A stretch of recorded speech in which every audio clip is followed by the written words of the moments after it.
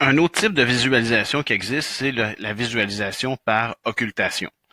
Donc, on peut se poser la question, par exemple, dans l'image que voici, quelles sont les caractéristiques qui permettent au réseau de prédire que cette image appartient à la classe chien? Est-ce que, par exemple, ça serait la section du visage, par exemple? Ou encore, est-ce que ça serait plutôt le fait du poil beige qui est ici? Ou encore, est-ce que c'est plus une information de contexte? Par exemple, peut-être que cette base de données-là a plusieurs images de chiens qui sont dans du gazon et que dans toutes les autres classes, ben, il n'y a jamais de présence de gazon. Donc, ça serait une information de contexte qui nous permettrait de conclure, ou en fait qui permettrait au réseau de conclure que ceci est l'image d'un chien. Donc, pour s'en convaincre, ce qu'on peut faire, c'est de prendre un réseau de neurones. Donc, par exemple, ici, ZFNet. On prend ZFNet parce que c'était Ziller et Fergus en 2014 qui ont proposé cette solution-là. Donc, on prend un réseau qui est déjà pré-entraîné. On prend une image, on fait une propagation avant et on regarde le score obtenu. Donc, on voit que pour la classe chien, qui est la bonne classe, on obtient un score de 91%, ce qui est très élevé, considérant que ça ici, c'est une image qui vient d'une base de données qui a vraiment plusieurs classes. Donc, ça veut dire que ça, c'est un score qui est vraiment très élevé. Donc, ce qu'on va faire, c'est que de façon itérative, on va prendre des zones de l'image et on va les retirer pour les remplacer, retirer les pixels pour les remplacer par une couleur uniforme. Et donc, une fois qu'on a fait ça, on prend l'image qui est modifiée et on fait une propagation avant et on regarde le score associé à la bonne classe. Donc, on voit que le score n'a pas été modifié, on a encore 91%, ce qui nous dit que finalement, le contenu de la petite section en haut à gauche de l'image avait peu, voire aucun impact sur la prédiction du réseau. On peut par la suite déplacer, décaler la zone ici et continuer à faire des propagations avant. Et on voit que éventuellement, rendu ici, la classe chien continue à être la classe qui est la plus fortement excitée, mais avec un score beaucoup plus faible. Donc, au lieu d'avoir 91%, rendu ici, on est à 31%. Par contre, quand on revient là, ici en haut à droite, on remonte à 88%. Ce qui nous indique probablement que la zone ici est beaucoup plus importante pour le réseau en ce qui a trait à la classe chien que ce qui est en haut à droite ou éventuellement en haut à gauche. Donc, si on continue comme ça, bon, on peut voir que rendu ici, le réseau ne prédit plus la classe chien, mais prédit la classe lion à 34%. Donc, visiblement, ce qui permet au réseau de prédire que l'image d'entrée est un chien, c'est effectivement la zone qui correspond au visage du chien et non pas une information de contexte. Alors, on peut faire ça ici pour plusieurs images. Donc, prendre une zone ici qu'on va balader à l'intérieur de l'image et à chaque fois qu'on la place à un endroit, on va occulter le contenu de l'image. Et ce que les auteurs ont fait, c'est qu'ils ont créé une carte d'activation ici qui essentiellement donne une indication de la force associée à la bonne classe. Donc, en sortie, quand c'est rouge, ça veut dire qu'on prédit la bonne classe à presque 100%. Et quand c'est bleu, ben ça dit qu'on prédit pas la bonne classe. Et on voit que finalement, la zone qui est dans le milieu ici est vraiment importante pour prédire que ça, c'est un chien. Ici, c'est la zone à droite qui est la plus importante pour prédire l'étiquette car wheel. Et que si on occulte d'autres régions ici à gauche, mais ça a peu d'influence sur la prédiction du réseau pour la classe Car Wheel. Et ici, on a Afghan Hound, donc c'est un chien afghan. C'est lorsque on prend la petite région ici et qu'on la met par-dessus le chien que le réseau commence à faire à avoir des moins bonnes prédictions. On peut également faire de la visualisation par rétropropagation. Ça a été fait dans les trois articles que voici, là, Simonian et al., Ziller, Fergus et puis Sprenningberg en 2014-2015. Même si ces articles-là datent un peu, ils sont encore très largement cités parce que très souvent on va voir une implémentation de leur méthode, de l'une ou l'autre de leur méthode pour visualiser un réseau de neurones. Donc, encore même question, comment identifier dans une image comme celle-ci ce qui permet au réseau de prédire la classe chien? Donc, l'idée, c'est de pré-entraîner un réseau de neurones, encore une fois, avec une grosse base de données comme ImageNet. Ensuite, faire une propagation avant de l'image.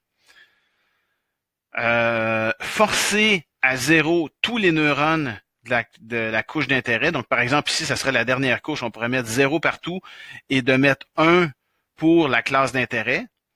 Et ensuite, partant de là, on calcule un gradient. Donc, le réseau est gelé, donc on ne va pas réentraîner les poids. On fait juste calculer un gradient vers l'image d'entrée et on va voir quelle est la magnitude des gradients à l'entrée. En fait, la magnitude des gradients à l'entrée nous dit qu'est-ce que je devrais changer dans l'image ici afin d'avoir d'exciter au maximum le neurone qui est ici. Et ensuite, on peut convertir les gradients en images pour les visualiser. Et puis, on peut faire la même chose pour un neurone qui n'est pas à la fin, mais en plein milieu. Donc, on prend une image, on propage vers la couche X, qui est une couche d'intérêt. On force à 0 tous les neurones de la couche X. On met à 1 le neurone d'intérêt qui nous intéresse. Et ensuite, on propage le gradient vers l'image d'entrée et on visualise de quoi a l'air le gradient. D'un point de vue de code, c'est vraiment pas compliqué à calculer, surtout avec les bibliothèques dont on dispose aujourd'hui. Donc, par exemple, j'ai mis cette petite fonction-là qui est pas très compliquée. Donc, cette fonction-là prend en entrée une image puis une classe d'intérêt. Donc, par exemple, ça serait ici. J'aurais une classe d'intérêt qui est la classe qui est associée à 1 ici. Donc, qu'est-ce qu'on fait? On prend le modèle, on lui donne en entrée l'image, on fait une propagation avant jusqu'à la sortie. Donc, modèle output, ça, c'est la sortie de ma dernière couche. Ensuite, on force à 0 tous les gradients du modèle. On prend la sortie, le modèle output, on force le contenu à 0. Et pour la classe d'intérêt, on la met à 1. Donc, OneHotOutput a des 0 partout, sauf un 1 associé à la classe d'intérêt. Et partant de là, on associe le gradient à notre OneHotOutput et on fait une rétropropagation jusqu'à l'entrée. Et on prend le résultat à l'entrée, on le convertit en un array NumPy et on peut le visualiser. Donc, si on fait ça, ça va donner quelque chose comme ça ici. Donc, on voit que dans cette image-là, pour la classe chien, c'est essentiellement la zone ici qui est la plus intéressante. Dans l'image qui est là pour le fruit, c'est la zone qui est là. Et ici, ça, c'est la classe bateau. Donc, c'est essentiellement l'eau et puis la voile qui sont d'intérêt. Donc, ça, c'était dans l'article de Simonian et al. Et en fait, d'autres façons de rétropropager le gradient ont été proposées. En fait, Simonian et al., donc ce qu'on fait ici, c'est littéralement d'implémenter l'algorithme qui est le suivant. Donc, si on regarde cette illustration-là, qui est une illustration qui provient de l'article de Spriningberg et al. En 2015. Donc, qu'est-ce qu'on a? On a une image d'entrée. On a une propagation avant jusqu'à une certaine carte d'activation et ensuite, on va calculer une rétropropagation.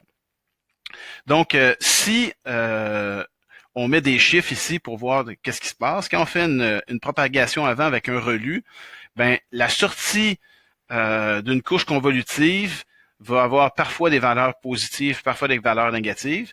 Ben, quand on utilise un relu, les valeurs positives vont passer à l'étape suivante, tandis que les valeurs négatives vont être forcées à 0. Ben, si on fait une rétropropagation un peu comme on a fait au TP3, c'est-à-dire qu'on prend littéralement la définition, comme on voit ici en bas à gauche, d'un relu, ben, si je calcule la rétropropagation d'un relu, ça revient à être ça ici, c'est-à-dire que le gradient arrive de la fin jusqu'à la couche courante. Parfois, le gradient est positif, parfois le gradient est négatif, mais c'est seulement les valeurs des gradients associées à des valeurs de la forward pass qui étaient positives qui vont passer. Donc, on voit que les 1, 2, 3, 4 valeurs ici en rose ont été forcées à 0. Donc, 3, moins 3, 1 et 2 ont été forcés à 0 parce que lors de la propagation avant, on avait à ces endroits-là des valeurs négatives, moins 1, moins 5, moins 7 et moins 3. Donc, ça, c'est une rétropropagation classique pour un réseau de neurones. Et c'est ce que Simonian et al. Ont fait ici. Cependant, quand on constate la visualisation, c'est relativement bruté et peu informatif. Donc, Ziller, Fergus ont proposé une autre approche.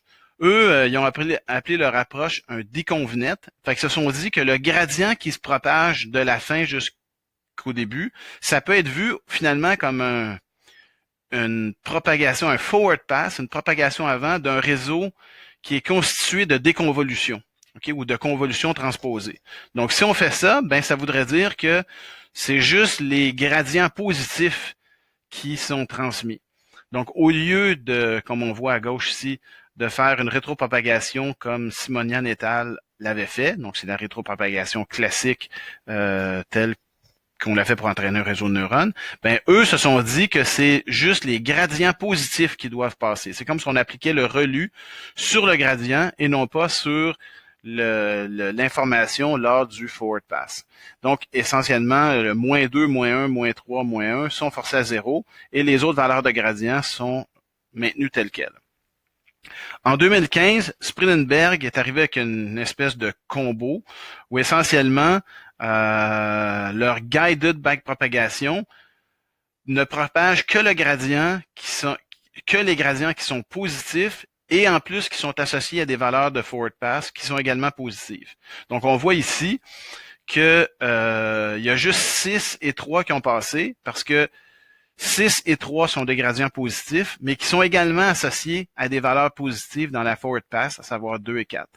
Toutes les autres valeurs sont ou bien des gradients négatifs, ou bien des gradients positifs, mais qui étaient associés à une valeur de forward pass négative. Donc, par exemple, on a 3 ici et -1 là. Donc, qu'est-ce que ça donne? Donc, ici, ça, c'était l'approche Simonian et al., Ziller-Fergus et puis Spreedenberg. On voit que le déconvenet donne quelque chose d'assez intéressant. On constate que pour ces images-là ici, si on fait une rétropropagation, ce qui est le plus important, ben, c'est essentiellement les ondes qu'on voit qui sont activées ici. Même chose ici sur des couches plus profondes. Et même éventuellement, si on porte attention, on voit que dans les visages, par exemple, de chiens ici, ben c'est effectivement le nez, le museau qui sont les plus importantes dans ces images-là.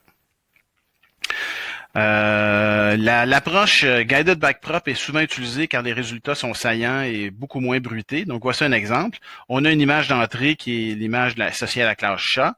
Si on fait une propagation avant, on force à 0 tous les neurones de la dernière couche et on garde à 1 la classe chat et qu'on fait une rétropropagation classique, un peu comme Simonian et al., on obtient un résultat qui est comme celui-ci, qui est très bruité, mais qui nous indique grosso modo que c'est essentiellement cette région-là de l'image qui est la plus importante. Si on fait une déconvolution comme Ziller-Fergus, on obtient un résultat qui est comme celui-ci, qui est aussi assez bruité.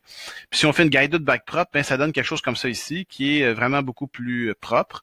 Donc on voit qu'essentiellement, ce qui est le plus important dans l'image pour activer la classe chat, ben c'est essentiellement la zone associée aux yeux et aux oreilles. Même chose ici, on a une image qui possède qui contient l'image d'un chien et d'un chat.